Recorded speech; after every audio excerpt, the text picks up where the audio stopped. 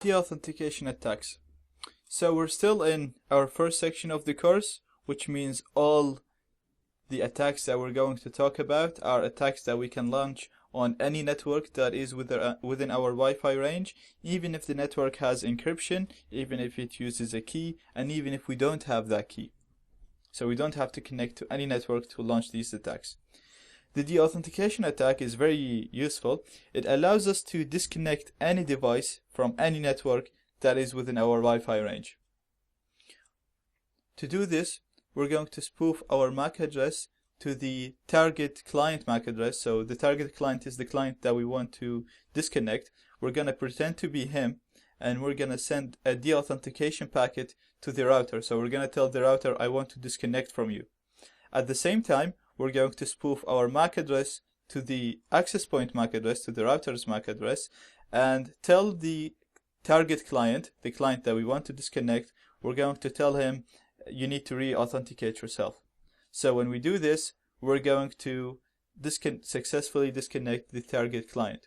So we're going to pretend to be the target client and tell the access point that we need to disconnect from you, we want to disconnect from you. And then we're going to pretend to be the access point and tell the client, you need to reconnect, if you need to re-authenticate yourself. When we do that, the connection is lost. We're going to use a tool called AirPlayNG to do it. So let's see how we can do that. First of all, we're going to need to run AeroDumpNG on the target network because we want to see which clients are connected to it. So we want to see what devices are connected to this network. So our first command is going to be AeroDumpNG. And I'm not going to need the right option, so I'm just going to delete it here. So all I'm going to need is AeroDumpNG channel. We put the channel of the target network, and BSSID, the MAC address of the target network. And we hit enter. And now we're sniffing on my target network, which is UPC62. So my target device is going to be this device.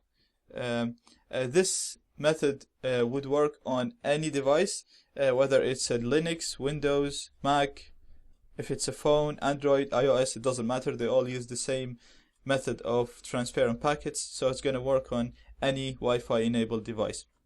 Let's make sure we have connection here. I'm just going to go to google.com. Make sure I'm connected to the internet.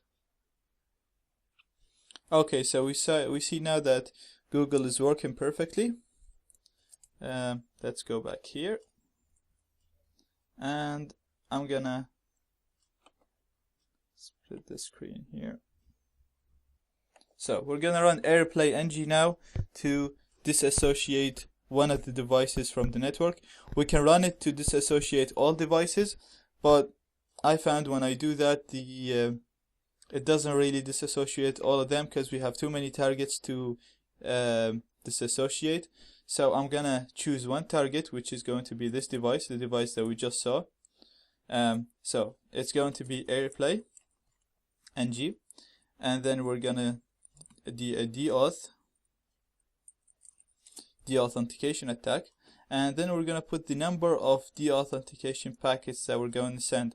So I just put a very large number to keep the device disconnected. Then we're gonna put the target access point. So it's the MAC address of our target access point. This is it. And then we're gonna put the source or the client MAC address. That's the device that we want to disconnect, and it's this device here. So I put its MAC address there, and I'm just gonna put 10, my Wi-Fi card with monitor mode. So again, AirPlayNG, deauth, the number of packets, then we put the MAC address of the target AP, and then the MAC address of the device that we want to disconnect. I'm gonna hit enter, and AirPlayNG now send in the authentication packets. Let's go to the target device and see if we still have internet connection.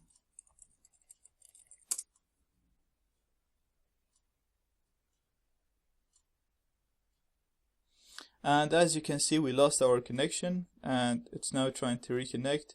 It's not going to be able to reconnect because we're still sending the authentication packets. So this device is successfully disconnected, and we can launch this attack on any network that we want without we don't need to know the username, we don't need to know the password or the key to that network.